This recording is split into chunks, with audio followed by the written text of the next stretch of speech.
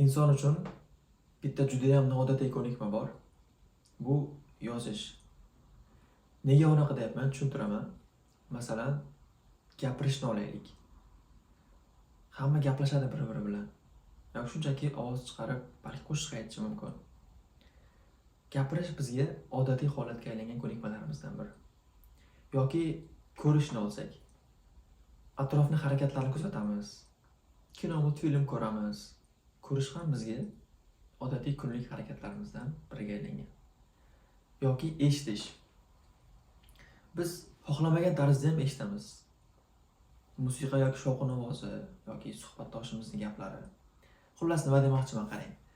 Gapirish, ko'rish va eshitish bu uchalasi bizga odatiy bo'lgan ko'nikmalardan bittasi. Eng qizig'i, bu uchta ko'nikma, bu uchta harakat hayvonlarda ham bor. Ular ham atrofni ko'rishadi, ular ham eshitishadi shovqin yoki ovozni, yoki ular ham o'zlari bilan gaplashishadi.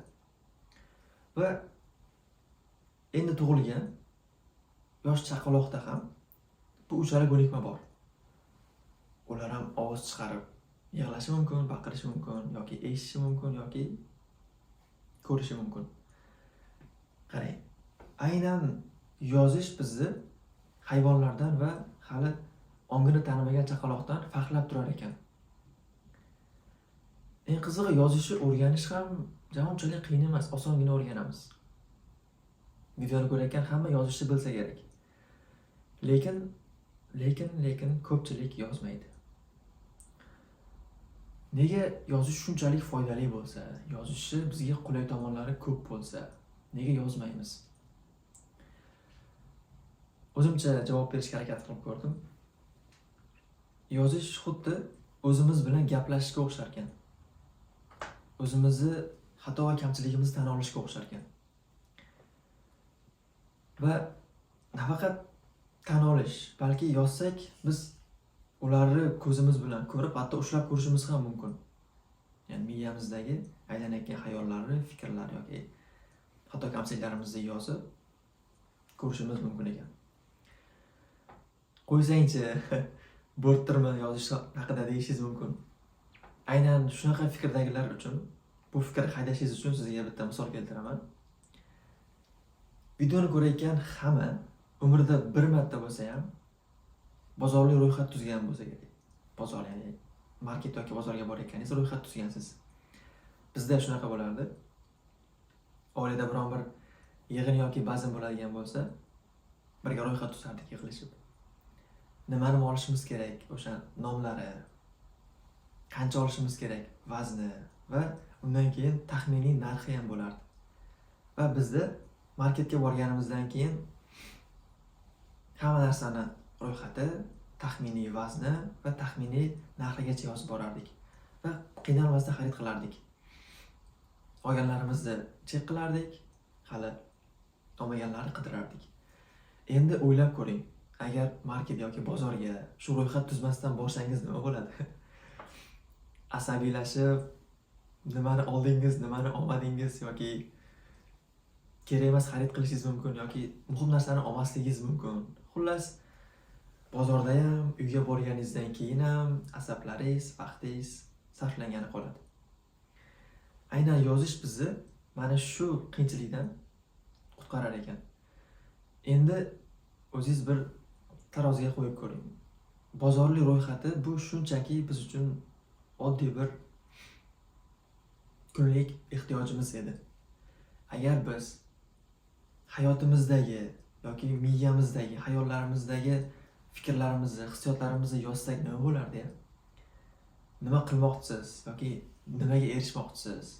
Yoki qanaqadir o'tmishda afsusli xotiralaringiz bo'lishi mumkin. Sizni kimdir xafa qilgan bo'lishi mumkin. Siz kimdir xafa qilgan bo'lishingiz mumkin. Uzrni kutayotgan bo'lishingiz mumkin yoki ichingizda aytolmagan gaplar sizni qiynayotgan bo'lishi mumkin. Xullas, hammasi miyangizda nima bo'lsa, hozir qanaqa fikr kelayotgan bo'lsa, hammasini qog'ozga chiqaring. Va ishoning, yozib bo'lganingizdan keyin shaxsan menda shunaqa bo'lgan. Bu mashqda sinab ko'rgan paytimda, sinashdan oldin o'zim qanaqadir stressli, ko'p xayolli, ko'p fikrli bo'lib yurardimda. Va yozdimda, qarab ko'rdim. Shuginami, faqat shumi meni qiynayotgan degan fikrlar degan hayrat bo'ldi. Keyin o'yladimki, demak unchalik muammo ham ko'p emas ekan, faqat tartibsiz fikrlar ekanman degan xulosa bo'lgan. Hozir ham videoni olishdan oldin miyamdagi fikrlarni bo'shatib oldim. Xotirjam chalg'imasdan video olish uchun. Chap tomondan biroz muhim bo'lgan ishlar, o'ng tomondan bo'lsa, unchalik muhim emas, lekin qilinish kerak bo'lgan vazifalar, xaridlar. Undoq tepa qilsam ko'rinib qolishi mumkin sizlarga, o'shaning uchun shu ko'rinishda. Sizga ham tavsiya bergan bo'lardim, shu usuldan foydalanib ko'rishni. Bir marta sinab ko'ring, o'zi yoqib qoladi. Xo'sh, endi yozishni foydalarini gaplashamiz. Asosiy birinchi foydasi tiniq fikrlash. Qarang, o'zi stress nima? Bir vaqt o'zida bir nechta harakat yoki bir nechta fikrlarni o'ylash insonga stress beradi. Agar shunaqa paytda ketma-ket kelayotgan fikrlarimizni yozib olsak, shunaqa holatlar bo'ladi. Siqilib turasiz yoki ichingiz bo'shab qolgan paytda nimaga unaqa bo'layotganini ham tushunmaysiz. Yozishni boshlaganingizda asta bir so'roq ochilishni boshlaydi. Demak, mana shu ekanda, shunga siqilayotgan ekanman-da deb miyangizdagi katta bir qiyinchilik bo'lak-bo'lakka bo'linib, o'zingizni ko'zga ko'rinishni boshlaydi. Keyin o'ylab qolasiz, demak, unaqa katta emas ekan muammolarim, faqat ularni bir vaqtda o'ylayotgan ekanman deysiz. Yana bitta foydasi, aynan fikrlashga foydasi, bitta ish qilib turasiz yoki bitta harakatni yoki bir fikr o'ylab turasizda, boshqa fikr kelishni boshlaydi.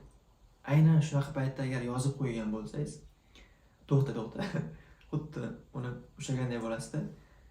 Men seni bilaman, sen ro'yxatimda borsan, seni yozib qo'yganman, faqat hozir bu muhimroq degan fikr bo'ladi va uni xotirjam qilganday bo'lasiz miyangiz xuddi. Ikkinchi foydasi oson tushunish. Xo'p, miyamizdagi chalkashliklarni, miyamizdagi murakkablikni yechib oldik. Oson qilib ularni chiqarib yozib oldik. Endi ularni oson tushunamiz ham. Nimaga unaqa bo'layotgani, nimaga bu fikr bizni qiynayotganlarigacha asta tushunishni boshlaymiz. Yaqinda bitta aka bilan ko'rishib qoldik Koreyada. Mavzu yozish to'g'risida ketyapti, u aka eslab qoldi.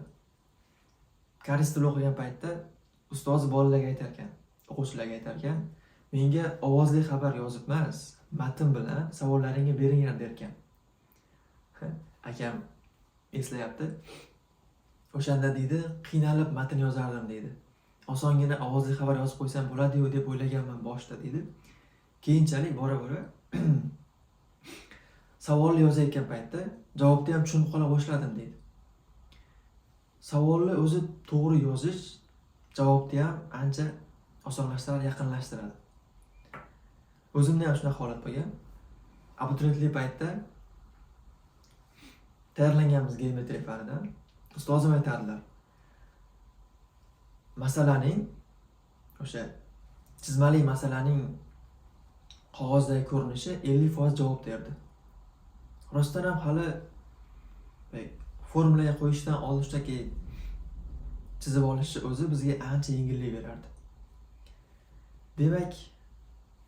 Demak miyamizdagi fikrlarni agar yozib olsak, ularni oson tushunamiz, oson hal qilamiz va kamroq chalg'iymiz.